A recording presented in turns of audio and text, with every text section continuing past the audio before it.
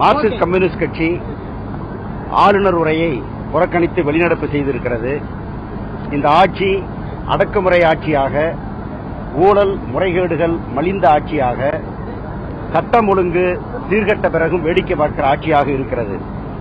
தேமுதிகவின் 6 பேர் வெளியேற்றப்பட்டிருப்பது, எம்எல்ஏக்களாகவே செயல்பட முடியாமல் என்று தெரிவிப்பது ஜனநாயக படுகொலை. எல்லா அரசியல் கட்சி தலைவர்கள் மீதும் வரன்முறை இல்லாமல் போடப்பட்டுக் கொண்டிருக்கிற அவதூறு வழக்குகள் ஜனநாயக விரோதத்திற்கு அடுத்த எடுத்துக்காட்டு அடக்குமுறைக்கு. சமீபத்தில் நடந்த கடுமையான வெள்ளத்திற்கு அரசாங்கத்தினுடைய அலட்சியமும் திறமையின்மையுமே காரணம். செம்பரம்பாக்கம் ஏரியை எந்த முன்னெச்சரிக்கையும் இல்லாமல் மிக அதிக அளவிலே தண்ணீரை திறந்து விட்டதற்கு அதுதான் இந்த வெள்ளத்திற்கு அடிப்படை. அதற்கு காரணமானவர்கள் மீது விசாரணை வைத்து உரிய நடவடிக்கை எடுக்க வேண்டும். வெள்ளத்தில் பாதிக்கப்பட்ட விவசாயிகளுக்கு, சிறு குறு நடுத்தர உற்பத்தியாளர்களுக்கு, வீடு இழந்தவர்களுக்கு, சாதாரண மக்களுக்கு, இப்படி எந்த பிரிவுக்கும் இவர்கள் கொடுத்த நிவாரணம் என்பது போதவே போதாது. யானை பசிக்கு சோளப்பொரி என்பதுதான் இந்த நிவாரணங்களாக இருக்கின்றன. மியாட் மருத்துவமனையிலே 18 பேர் உயிர் பறிபோனது. அதற்கான விசாரணை நடத்தி சம்பந்தப்பட்டவர்கள் மீது கடுமையான நடவடிக்கை எடுக்க அரசாங்கம் தவறி இருக்கிறது.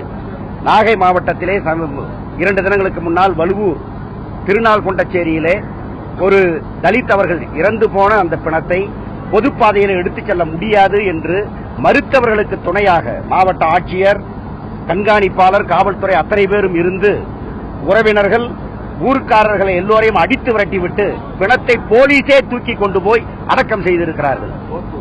கோர்ட்டு உத்தரவையும் உயர்நீதிமன்ற உத்தரவையும் மீறி செயல்பட்டிருக்கிறார்கள். முழுக்க முழுக்க தலித்து விரோதம், முழுக்க முழுக்க ஆதிக்க சாதியினருக்கு அடிபட்டு போகக்கூடிய போக்கிலே ஆட்சி இருக்கிறது. தீண்டாமை கூடவே பல விடயங்களை தொடர்ந்து கொண்டிருக்கின்றன.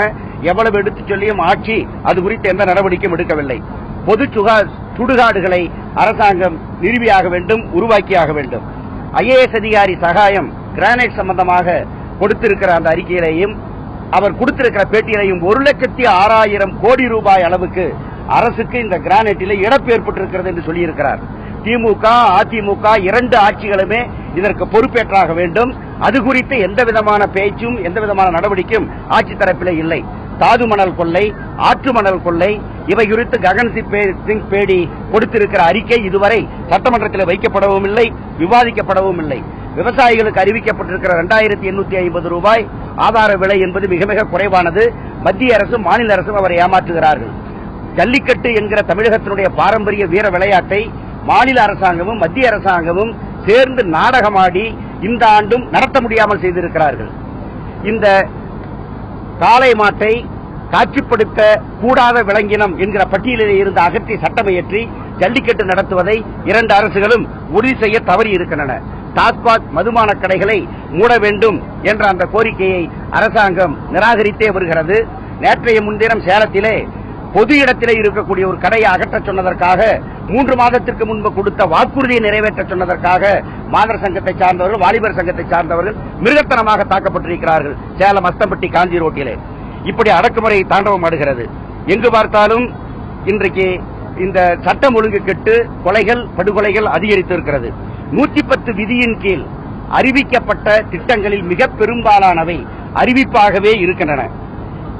இவைகளையெல்லாம் சுட்டிக்காட்டுவதற்கு நாங்கள் எடுத்த முயற்சியை யாரும் ஆளுநரோ அல்லது அரசினர் அதை தடுத்ததால் ஆளும் கட்சியினர் மேஜையை தட்டி ஆரவாரம் செய்த காரணத்தினால் நாங்கள் வெளிநடப்பு செய்து ஆளுநர் உரையை புறக்கணித்திருக்கிறோம். மார்க்சிஸ்ட் கம்யூனிஸ்ட் கட்சி